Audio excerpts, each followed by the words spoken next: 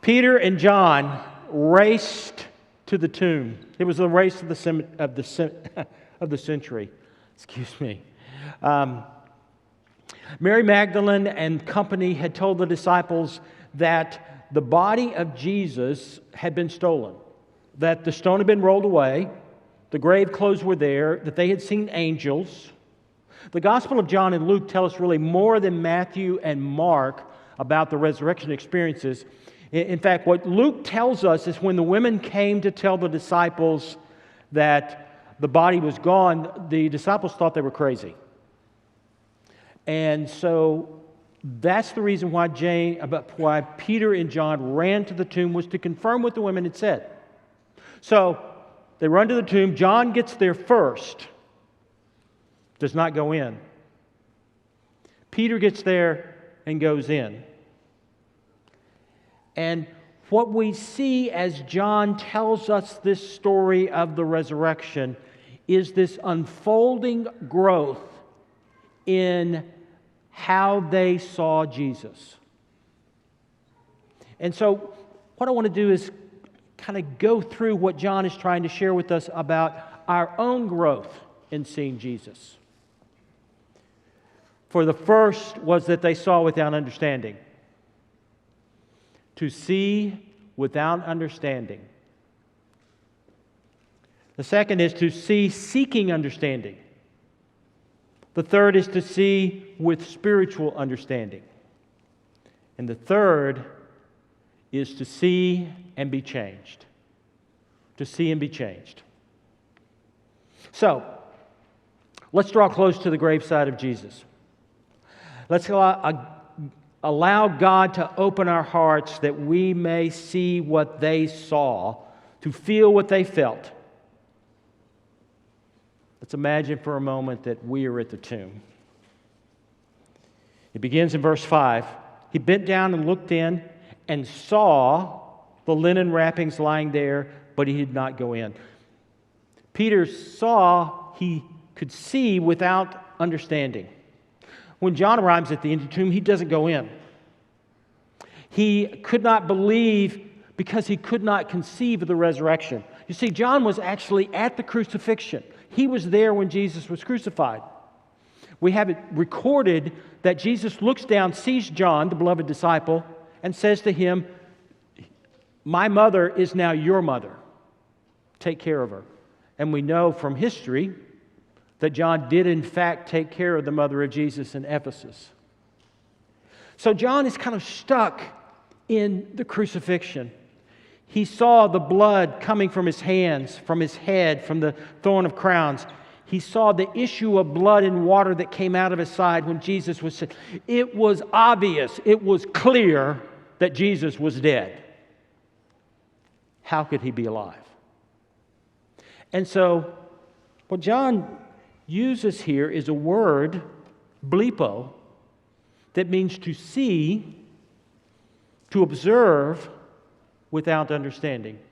It would be like if we didn't know how birds flew, it'd be like watching the birds fly across the sky and going, how in the world do they do that?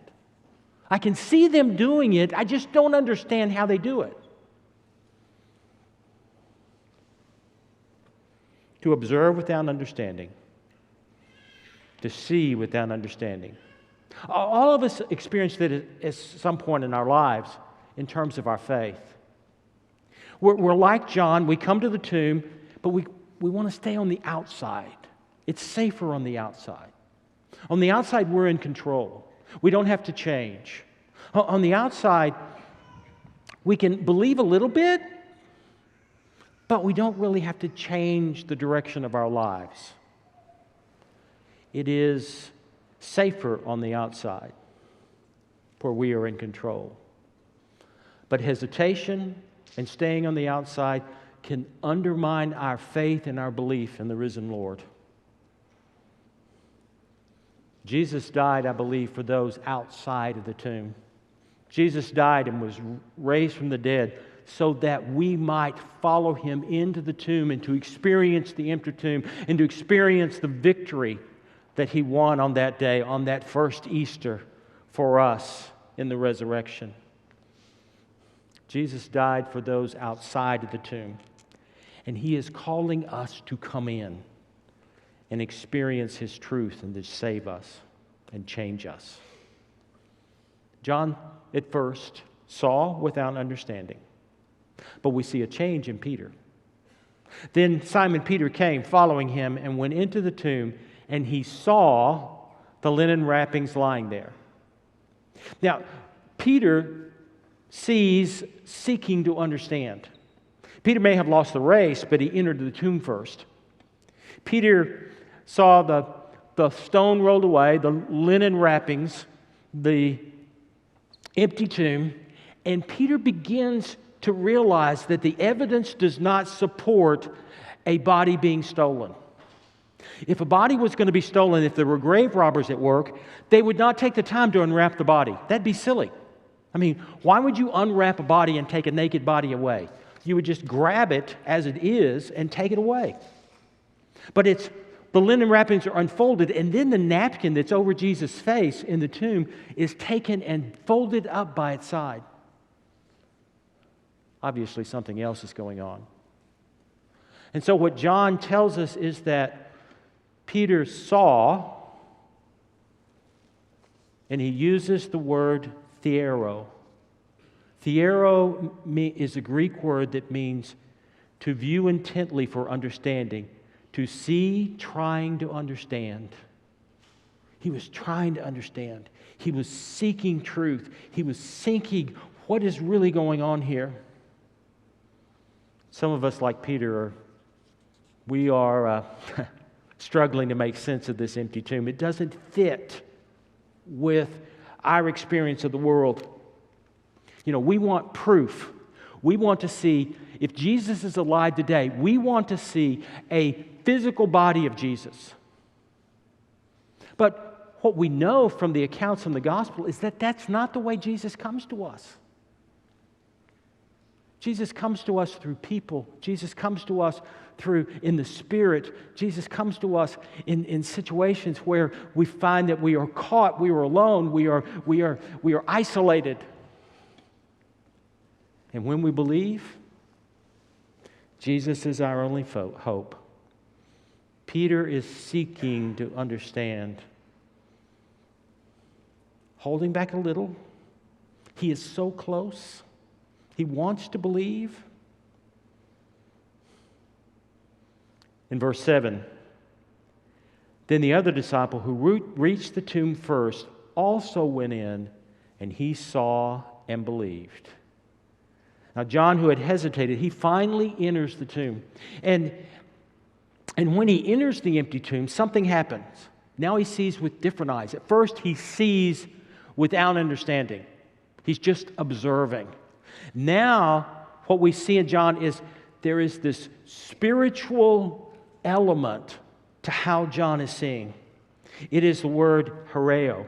Horeo means to see spiritually, to see beneath the surface, to see with open eyes. John is the first follower to see the real Jesus with open eyes and spiritual understanding. Now, verse 9 reminds us that his spiritual understanding is not complete. He still has a ways to go to experience the change that Jesus is bringing to those early followers. But many of us are like John. We first hesitate. We take little baby steps. But then it begins to dawn on us. We begin to see the power of God amidst us. It was like while I was sitting over here this morning, and as Becky was singing her song, I got chill bumps. Anybody else get chill bumps as she was singing? Yeah. And I thought, yes, Lord. Yes, Lord, speak to me. Make it known to me. Help me see you as I hear these words. That's the way of Christ. Horeo. Horeo. Where are you in the process this morning of belief? Hesitation, incomplete understanding, unrestrained belief. Mary shows us the last step in fully seeing the real Jesus. Mary stood weeping outside of the tomb, and as she wept, she bent over to look in the tomb, and she saw two angels in white. Now, we don't know why Peter and John did not see the angels. We don't know whether they came after Peter and John left, or whether they just didn't have the spiritual eyes to see the angels. But the angels appear to Mary, and they challenge her. Why do you seek the living among the dead? In verse 14, when she had said this, she turned around and saw Jesus standing there, but she did not know that it was Jesus. Now, the word turned around in Greek is stepho. Stepho doesn't mean just turn around physically. It means to change your direction in your life, to be converted, to change your mind, to change your way of thinking, to change the way your life is headed. Stepho. Now, what John does for us when she first turns around is that he uses a passive tense of stepho. In other words, she turns around, but it's not complete. There's not a complete change here. She's in the process of changing. She turned around and saw Jesus standing there. Then Jesus said to her, Mary. And this time she turned and said to him in Hebrew, Rabboni. This time, John uses the strongest imperative of the word stepho to indicate a complete dynamic change or conversion. Mary completely changes from the inside out. She doesn't just turn physically to look at Jesus. She turns spiritually. Her whole life turns. Her whole direction turns. Her whole mindset turns. And she is changed. And she sees Jesus and she says, Rabboni, teacher, my Lord and my God. Where are you this morning in your faith? Are you seeing without understanding? Are you seeing but wanting to understand? Are you seeing as John finally did with spiritual eyes but not completely? Or as Mary did, horeo, to see and be changed, stepho, to see and be changed. Mary then runs to the disciples, exclaiming with great joy, I have seen Jesus. I've seen Jesus. He is alive. He's not dead. I've just seen him myself. Easter reminds us that not only did Jesus heal and comfort and teach and feed the masses and bring the life to dead and calm the storms, bring the dead to life and calm the storms, but that Jesus conquered death. And that Jesus is still alive today. Easter is a song about tomorrow beginning today. See, here's the deal. When we make the risen Christ our song, His strength, His love, His grace, His power, His majesty, His glory, His zeal, and His resurrection becomes ours. So sing the song of love's victory. Sing it till you feel it. Sing it till it vibrates in your soul. Sing it till the chill bumps break out all over your body. Sing it like you own it. For the teaching, the miracles, the healing, the suffering, the dying, and the resurrection of the dead. Easter, it was done for us. It is ours. The Christ we worship is here in this world now. Now. Today. There was a family watching the movie, The Greatest Story Ever Told. And they had a couple of small children, and their smallest was a little girl, 6, maybe 7 years old, and she just loved it when Jesus would heal someone, or especially when she raised Jairus' daughter. She got just so excited when Jesus fed the 5,000. But when the suffering came, she began to cry. The mother held her in her arms, and she thought for a moment, maybe this is too much for my daughter, for her to see Jesus arrested unfairly, to see him whipped and beaten, to see the nails driven into his hands and his feet, to see him breathe his last, to see the spear into his side and the issue of blood and water. Maybe this is too much. And so she was going to the TV to turn it off, and the little girl said, no, Mommy, no. I want to see it to the end. I want to see it to the very end.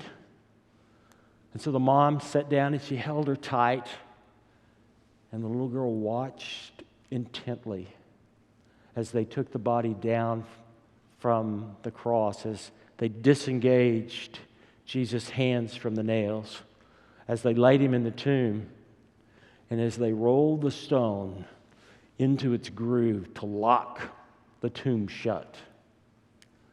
And at that point, the little girl, she began to get up and she began to dance and spin around. And Mom thought, what in the world's going on? Has my daughter gotten Pentecostal or something? What's going on here? And the little girl said, Mommy, Mommy, Mommy. Now comes the good part